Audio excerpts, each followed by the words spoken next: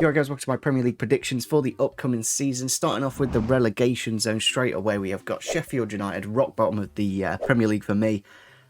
I just don't see a way that they're going to stay up. I would like it, but I just don't think they've signed enough, and they've lost arguably their best player to Marseille. Ndiaye obviously scored all their goals last season pretty much, so I don't quite see the plan there for Sheffield United. Obviously, it's a great amount of money getting promoted and coming back down, but I just don't see them having enough to stay up in the league. Then we've got Nottingham Forest, who miraculously stayed up last season. I don't see them pulling off any miracles this time, and they'll probably get relegated. Obviously, no Keylor Navas. Lingard's gone, which is a lot of free wages there, so they could bring in another 30 or 40 players to invest into the team, of course. So I don't know. They kind of got lucky. Steve Cooper is the only reason they stayed up, is because he's a good manager.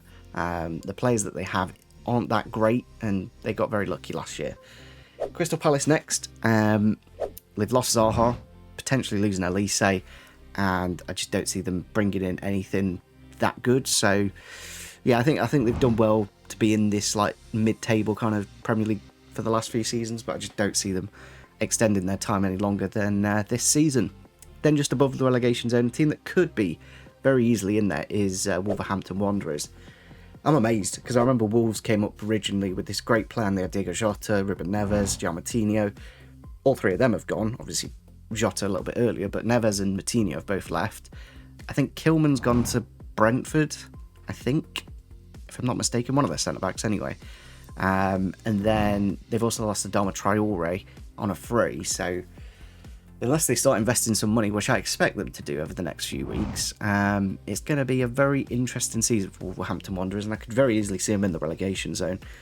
Then we've got Luton Town. I think it'd just be nice for Luton to stay up, so I've put them in about 16th. I think they'll just about scrape it. They'll just about have the fight needed. Obviously, no Canberra.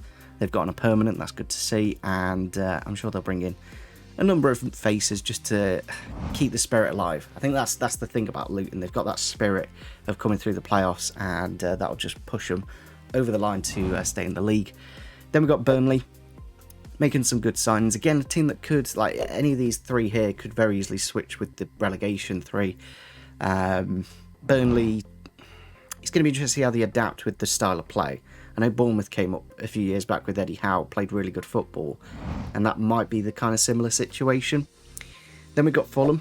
Fulham have brought in him. Oh, Wolves have also lost Jimenez, haven't they, to Fulham? So there's another player. So yeah, Fulham might be losing Marco Silva, Willian, and Mitrovic to the Saudi League over the next few weeks. The other thing is the Saudi League stays open, I think, 3 weeks after the Premier League transfer window. So these players could go after the window, and then these clubs can't replace anyone, so that's going to be interesting to see, of course. But yeah, Fulham, they did really well last season, a lot better than a lot of people thought, but I think this next season they are going to just about get maybe about 14th, 15th. Whether Marco Silva and Mitrovic is still there when the season starts, we'll have to see.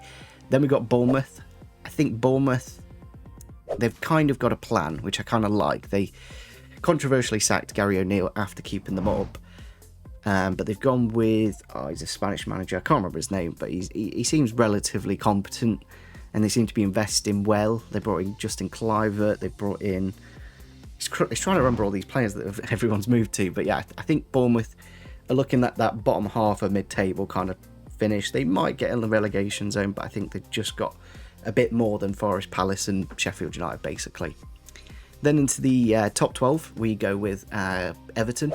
I think Sean Dyche's first full season, he'll get some good players in that he wants to fit his style of play. I think they'll get a striker, hopefully.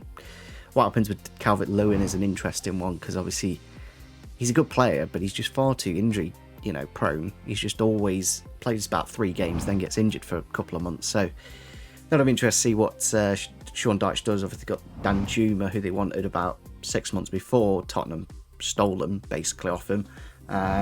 So yeah, I think first season with Dyche, they should do a lot better and hopefully avoid a relegation fight. Then we've got West Ham. They haven't actually signed a single player yet, but they have got about 100 and, well, it's technically 122 million, because they're going to lose Scamacca to Inter. This might not happen, but that's what the rumour is at the minute. Rice has obviously gone for about 100 mil, so you'd expect them to at least spend 70, 80 million bare minimum. That'd be, kind of crazy if they don't spend any money, but you never know with West Ham. It's an interesting club. But yeah, a mid-table finish for them. Obviously, they've got Europa League, I think, because they won the Conference League, so that'll be something nice for them. Then we've got Tottenham Hotspur, who, it all does depend on Harry Kane staying at the club. If Kane stays at the club, pop him up to like 6th or 7th. But in my head, I don't see Kane being at Tottenham at the start of the season. I just think Bayern Munich are putting too much pressure on. I think a number of like PSG are looking at him as well. I just don't see how Kane stays at the club.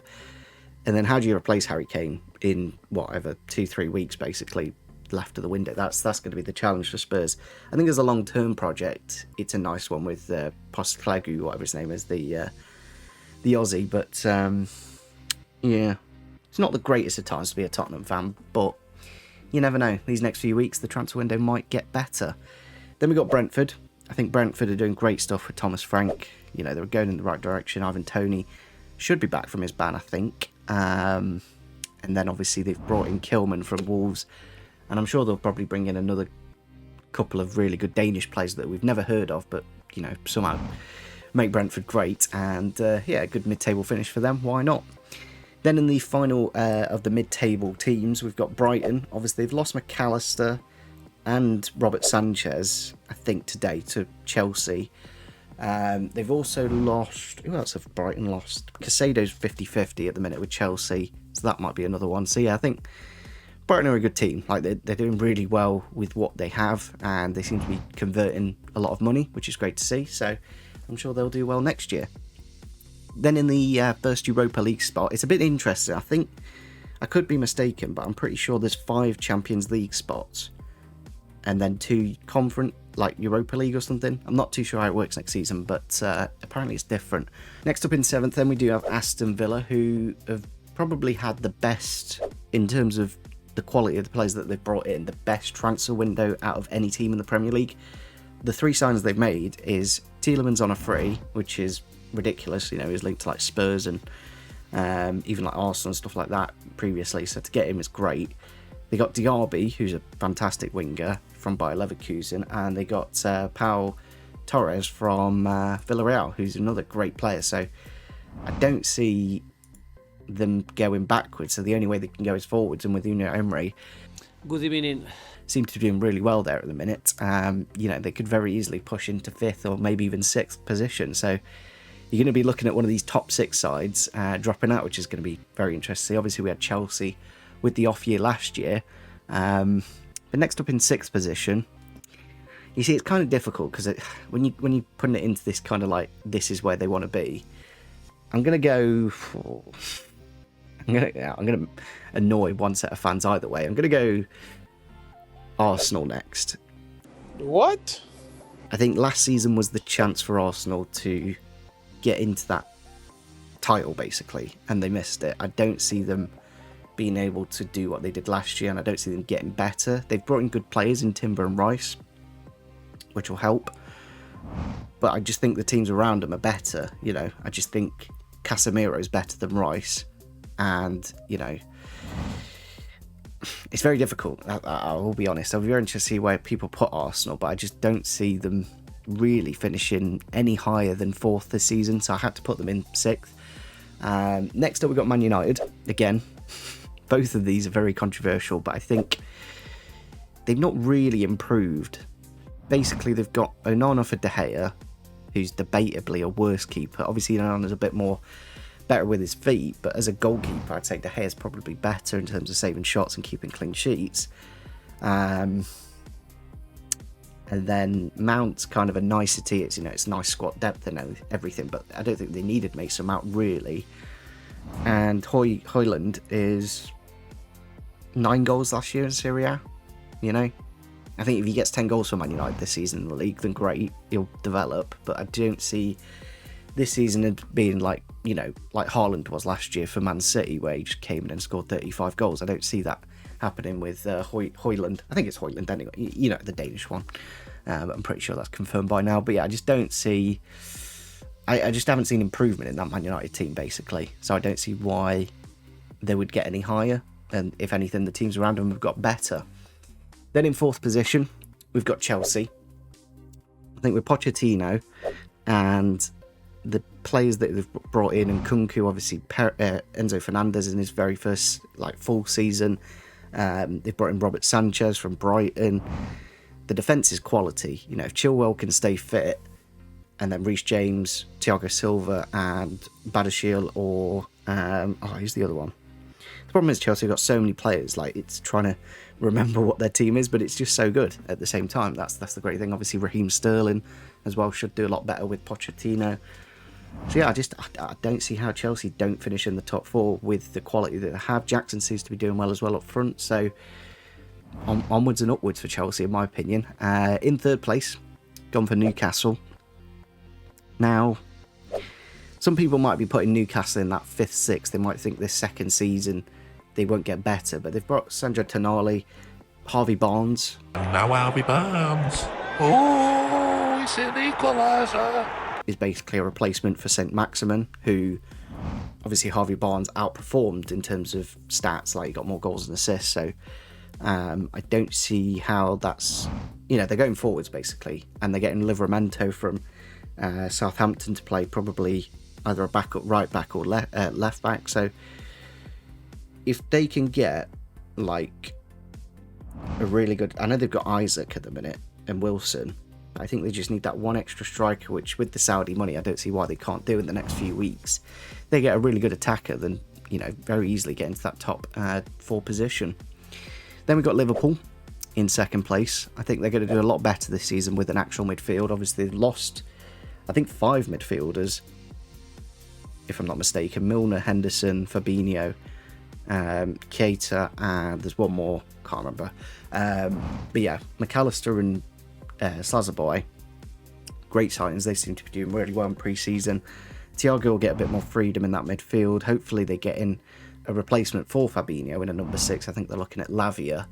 So yeah, Liverpool, they had a tricky last season, but I think with Darwin Núñez in his first full season in the Premier League, I don't see why he can't push on as well. So yeah, I've put them in second. You can argue with me in the comments. I think this top 6 is pretty concrete in my head, and obviously the champions are Man City. If anyone doesn't put Man City in the top position, it's a little bit silly, really, because it's just scary how good their team is. And with Erling Haaland there, I just don't see anyone outscoring him for the next few seasons. So yeah, they're my top. There's my entire Premier League predictions. I think the only ones that are a little bit debatable are maybe Arsenal, Chelsea, and Man United. That's the kind of battle for the 4th position. That's how I see it in my head. One of these teams will drop down into the 5th and 6th. 2 of them will drop down, and one of them will get that 4th position. But I just see Chelsea doing quite well with, obviously, all the good signs that they're bringing in, and Pochettino, who seems to have a good enough plan. So, yeah, let us know your predictions in the comment section down below. Hopefully, it's a very interesting Premier League season. It always is. And, I'll catch you all next time.